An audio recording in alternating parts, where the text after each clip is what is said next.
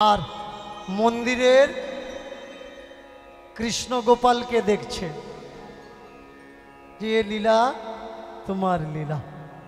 জানো ঠাকুর, আমি ভাবছিলাম আমি মরে গেলে আমার কি হবে,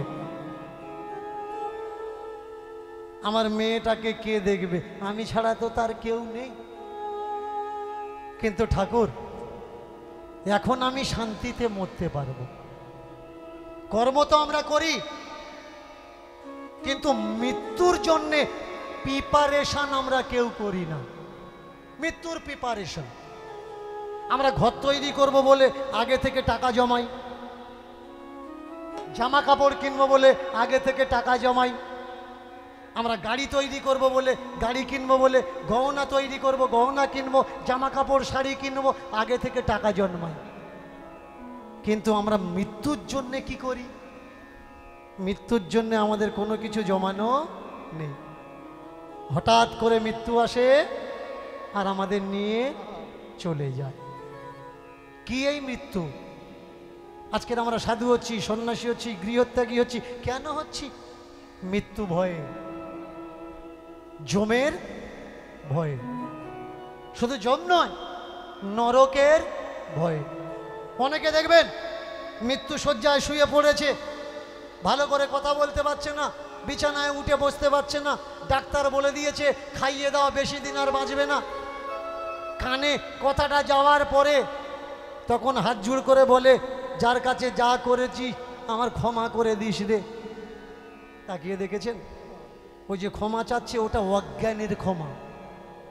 মৃত্যু শয্যায় শুয়ে যদি কেউ ক্ষমা চায়, ও ক্ষমা চাওয়াটা ক্ষমা চাওয়া হয় না। ক্ষমা চাওয়া কার কাছে হয়? যার কাছে ক্ষমা অন্যায় করেছো তার কাছে ক্ষমা চাও, তবে তোমার ক্ষমা। আর যার কাছে অন্যায় করেছো তার কাছে ক্ষমা চাচ্ছ না, কৃষ্ণ মন্দিরে গিয়ে ক্ষমা চাচ্ছ, নারায়ণ মন্দিরে গিয়ে ক্ষমা চাচ্ছ, কালী মন্দিরে, বিষ্ণু মন্দিরে গিয়ে ক্ষমা চাচ্ছ।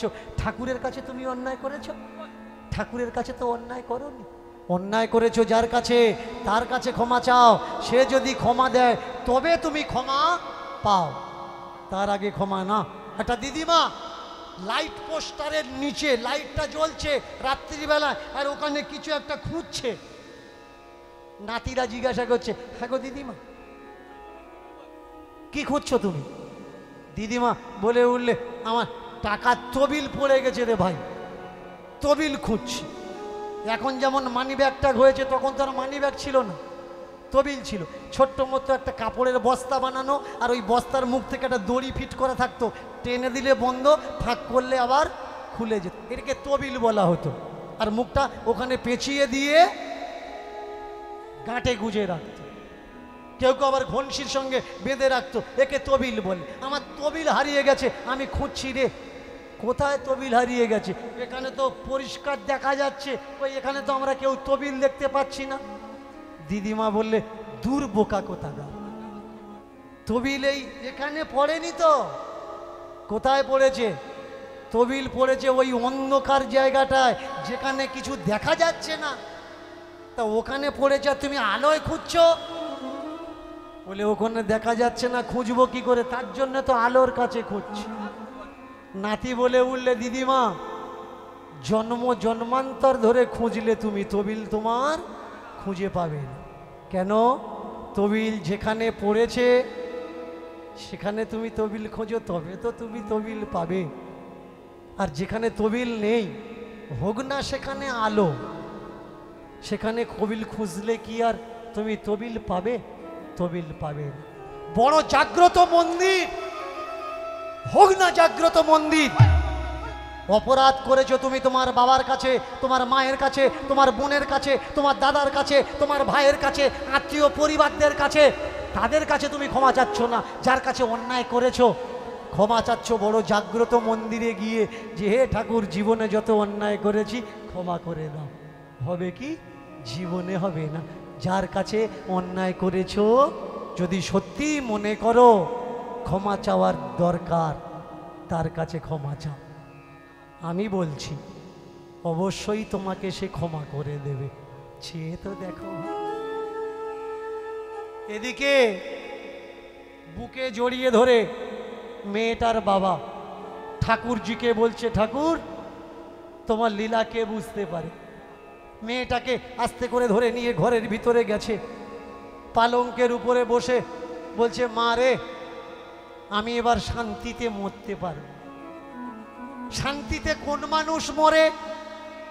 যে মানুষ তার ছেলে মেয়েকে যোগ্য করে রাখে, তাদের খাওয়া মাকা পরার অভাব থাকে না, তাদের যোগ্য বানিয়ে দেয় করে খাওয়ার জন্যে। সে মরার সময় কষ্ট পায় না, চিন্তা করে না যে আমার ছেলে মেয়ে কি খাবে, কি পরবে, কি মাখবে। সে সুষ্ঠুভাবে মরতে পারে। তাই এই ছেলেটা কর্মার বাবা মেয়েটাকে, 9 বছরের মেয়েটাকে বুকে ধরে পালঙ্কের উপরে বসে মেয়েটাকে বলছে, হ্যাঁ গো মা, এবার আমি শান্তিতে মরতে পারব। আপনারা যারা দূর দূর থেকে এসেছেন ভালো করে শুনে নিন। যারা মৃত্যুকে ভয় পাচ্ছেন, আমি বলছি সদ্গুরু আশ্রয় করুন, মৃত্যু ভয় আপনার থাকবে না। মৃত্যুকে যারা ভয় দেখাচ্ছে, মৃত্যুর পরে ওই হয়, মৃত্যুর পরে এই হয়, মৃত্যুর পরে তাই হয়, মৃত্যুর পরে কিচ্ছু হয় না। বেঁচে থাকতে যেমন আছেন আপনি, মরার পরে ঠিক তেমন আপনি। শুধু বেঁচে থাকলে আপনার কাছে শরীর আছে রক্ত মাংসের, আর মরার পরে এই রক্ত মাংসের শরীর আপনার কাছে থাকে। এই দুটো অন্তর। বেঁচে থাকতে আপনি অনেক কিছু করতে পারেন, মরার পরে আপনি কিছু করতে পারেন না। আপনার কোনো সাধ্য নেই, কোনো ক্ষমতা নেই, কোনো শক্তি নেই যে মরার পরে আপনি কিছু করতে পারবেন। মানুষ মরে যায় কোথায়? আমাকে অনেক ভক্ত প্রশ্ন করেছে, বাবা মানুষ মরার পরে কোথায় যায়? ভালো করে মন দিয়ে শুনবেন, আজকের এই রাত্রিকালে আপনাদের শোনাচ্ছি একেবারে বাস্তব সত্য কথা। ওপর থেকে বৃষ্টি হয়, জলের উপরে বৃষ্টি ফোঁটা পড়ে, বৃষ্টির ডুমুর তৈরি হয়, হয় না? ওই ডুমুর যখন ফেটে যায়, ডুমুর কোথায় যায়? জল থেকে তৈরি হয়েছে, জলে মিলিয়ে যায়। কোথায় যাবে? এই জল বাষ্প হয়ে উপরে ওঠে, মেঘ হয়। ওই মেঘ ধূলিকণা জমা ভারী হয়ে রোদ্দুরে পিঘলে গিয়ে বর্ষা রূপে ঝরে পড়ে, আবার সে জল হয়। তার ভিন্ন ভিন্ন রূপ হয়, কিন্তু সে কোথায় যায়? সে উপরে যাক বা নিচে, সে জল। যতক্ষণ ডুমুর ততক্ষণ আকার, যখন ডুমুর ফেটে গেল তার কোনো আকার নেই, সে জল হয়ে গেল। আমরা কারা? আমরা বাতাস। এই যে শক্তি আমাদের শরীরের ভিতরে চলছে, কি শক্তি চলছে? বাতাস শক্তি চলছে, বায়ু শক্তি চলছে। আমরা মারা গেছি, কি করে বুঝবেন ওই মানুষটা মারা গেছে? ওর ভিতরে হাওয়াটা আর চলছে না। হাওয়া আছে, চলছে তো জীবিত। হাওয়া চলা বন্ধ তাহলে মৃত। এই হাওয়া বেরিয়ে কোথায় যায়?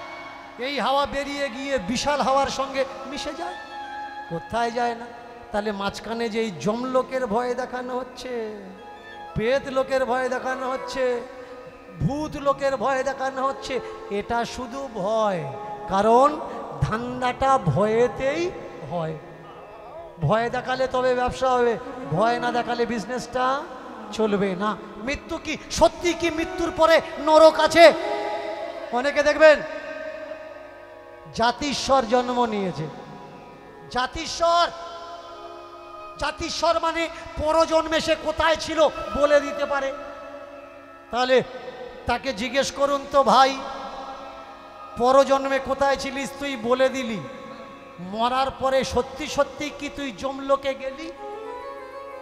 সে বলে দেবে যমলোক বলে কিছু নাই, স্বর্গ বলে কিছু নাই। কোথা স্বর্গ, কোথা নরক, কে বলে তা দূরাদূর। মানুষের মাঝে স্বর্গ নরক, মানুষের মাঝে সুরাসুর। অনেকে আবার আত্মা ডাকছে, আত্মা ডেকে মানুষের আত্মা ডেকে মানুষের উপরে বসাচ্ছে। প্লানচেট হচ্ছে। 3 জন 5 জন 7 জন 9 জন প্লানচেট করছে। কোনো গুণী মানুষ মারা গেছে, তাকে এই প্লানচেটের উপরে বই আছে, বইটার নাম আত্মা রহস্য সন্ধানে, পড়ে নেবেন। এখানে রবীন্দ্রনাথের প্ল্যানচেট হয়েছে, বিবেকানন্দের প্ল্যানচেট হয়েছে, এখানে মহান মহান গান্ধীজি থেকে আরম্ভ করে মহান মহান মহাত্মাদের প্ল্যানচেট করা হয়েছে। তাদের জিজ্ঞাসা করা হয়েছে তোমরা মরেছো কিভাবে আর এখন আছো কোন লোকে। এবার বলুন তো, সত্যি যদি প্ল্যানচেট করে আত্মার সঙ্গে কথা বলা যায়, তাহলে নেতাজি সুভাষের মৃত্যু এখনো পর্যন্ত রহস্য আছে কেন? তাকে কেন প্ল্যানচেটের মাধ্যমে এনে জিজ্ঞাসা করা হলো না যে হে নেতাজি, কে তোমাকে মারলো বা কিভাবে মরলে? রবীন্দ্রনাথের হলো, নজরুলের হলো, বিবেকানন্দের হলো, শতাধিক মানুষের প্ল্যানচেট হলো, আর যাদের করার দরকার তাদের প্ল্যানচেটের কোনো চিহ্ন রাখা হলো না। এটা মানা যায় কি? কায়দা করে ব্রণ গালা যায়, মুখে ব্রণ হয়েছে কায়দা করে ব্রণ ফাটানো যায়, কিন্তু যদি কারোর ফোঁড়া হয় কায়দা করে কখনো ফোঁড়া ফাটানো যায় না। কারণ ভাই, ফোঁড়াতে ব্যথা থাকে। জন্মালে যেমন বিজনেস শুরু হয়, যতদিন বেঁচে আছেন আপনার দিয়ে ব্যবসা হবে, আর যখন আপনি মরে যাবেন, মরার পরেও আপনার দিয়ে ব্যবসা হবে। শ্মশানে কাঠ দোকানদার কাঠ চালা করে বসে আছে, সব জায়গায় যদি 20 টাকা হয়, ওর কাছে 22 টাকা মন। কেন? মরা মানুষের পোড়ানো হবে, এটাই তার কাটে পুড়বে, এটাই তার বিজনেস। বাবা আর মেয়ে রাতের বেলায় খাওয়া দাওয়া করে শুয়েছে, পাশে মেয়েটা আছে, পাশে বাবাটা আছে, দুজনে গল্প করতে করতে ঘুমিয়ে পড়েছে। কিন্তু সকালবেলা ওঠা যার অভ্যেস, 3 বছর যার আদাত হয়ে গেছে ঘুম থেকে সকালবেলা ওঠা, ওই মেয়েটা সকালে উঠে বাবাকে ডাকছে, বাবা বাবা ও বাবা, বাবা ও বাবা। যেই বলেছে ও বাবা, দেখলো তার বাবার ডাকে সাড়া দিচ্ছে। গায়ে হাত দিয়েছে, হাতটা ঠান্ডা বরফ, বুকে হাত দিয়েছে, বুকটা ঠান্ডা বরফ, ঠেলাঠেলি করছে, একেবারে বডিটা শক্ত হয়ে গেছে, চিৎকার করছে, ওগো কে তোমরা আছো? আমার বাবা কথা বলছে না, এসো দেখে যা। আশেপাশের মানুষ চতুর্দিকে ছোটাছুটি করে এসেছে। ওরে ভাই, অহংকার অহংকার, আমার অহংকার, অহংকার অহংকার, আমির অহংকার। শক্তি আছে, বল আছে, তাই এত জোশ আছে। যেদিন বলার শক্তি থাকবে না, এ জগতে তোমার কোনো দাম থাকবে না। হাওয়া আছে তাই এত দাম আছে, হাওয়া নেই তো তোমার কোনো দাম নেই। বেঁচে আছো, তোমার নাম বাবা, তোমার নাম দাদা, তোমার নাম কাকা।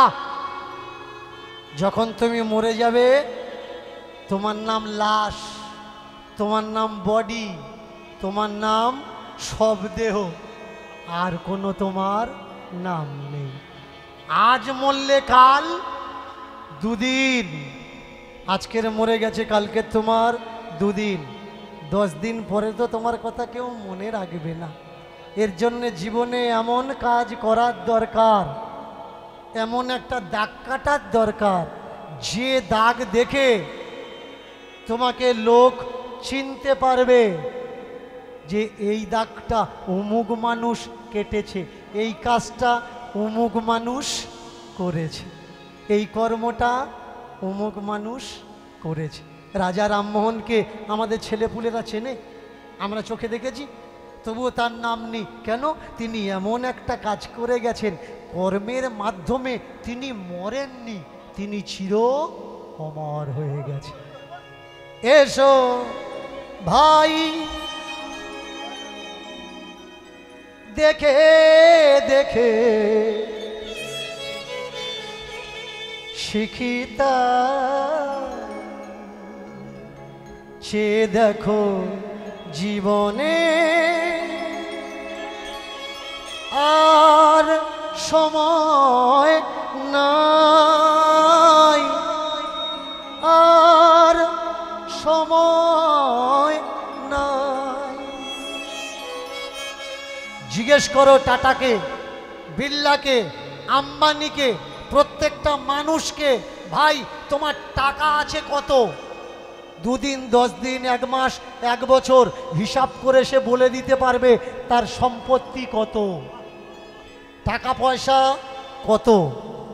কিন্তু একটা মানুষকে জিজ্ঞাসা করুন, তুমি আর তোমার কাছে সময় আছে কত? টাকা পয়সার হিসেব আছে, কিন্তু জীবনের দিনের কোনো হিসেব নেই। কেউ বলতে পারবে যে কালকের আমি থাকবো? কাল কিসনে দেখা, আজকের খেয়ে দিয়ে শুয়ে পড়বো, কালকের আমার আর কোনো পাত্তা থাকবে না, কোনো দেখা দেখি পাওয়া যাবে না। তাই ভাই বেঁচে থেকে কর্ম করো, ধর্ম বেঁচে থেকে, মরার পরে এই দেহটা পোড়াবে শ্মশান ঘাটে রে, পোড়াবে শ্মশান ঘাটে, পোড়াবে শ্মশান ঘাটে রে, পোড়াবে শ্মশান ঘাটে, পোড়াবে শ্মশান ঘাটে রে, পোড়াবে শ্মশান ঘাটে। কর্ম করো বেঁচে থেকে, ধর্ম করো বেঁচে, কর্ম করো বেঁচে থেকে, ধর্ম করো বেঁচে, কর্ম করো বেঁচে থেকে, ধর্ম করো বেঁচে, কর্ম করো বেঁচে থেকে, ধর্ম করো বেঁচে। এই দেহটা মরে গেলে পোড়াবে শ্মশান ঘাটে রে, পোড়াবে শ্মশান ঘাটে। আর এই দেহটা মরে গেলে পোড়াবে শ্মশান ঘাটে রে, পোড়াবে শ্মশান ঘাটে। নাই নাই কিছু নাই করার ক্ষমতা, নাই নাই কিছু নাই করার ক্ষমতা, নাই নাই কিছু নাই করার ক্ষমতা, নাই নাই কিছু নাই করার ক্ষমতা। দেহ থেকে বেরিয়ে গেলে প্রাণ লোকতা, দেহ থেকে বেরিয়ে গেলে প্রাণ লোকতা, দেহ থেকে বেরিয়ে গেলে প্রাণ লোকতা। দেহ থেকে বেরিয়ে গেলে প্রাণ লোকতা। যখন আছে সাধ্য তোমার, যখন আছে সাধ্য তোমার তখন করে নাও, যখন আছে সাধ্য তোমার তখন করে না। এ মানব জনম কেন হেলাতে হারা, এ মানব জন্ম কেন হেলাতে হারা, এ মানব জনম কেন হেলাতে হারা। আরে এ মানব জন্ম কেন হেলাতে হারা। মানব জন্ম নিয়ে মানলাম বলো কি, আর মানব জন্ম নিয়ে মানলাম বলো কি, এ মানব জন্ম নিয়ে করলাম বলো কি, এ মানব জন্ম নিয়ে করলাম বলো কি, বলো এ মানব জন্ম নিয়ে করলাম বলো কি। এ মানব জন্ম নিয়ে করলাম বলো কি।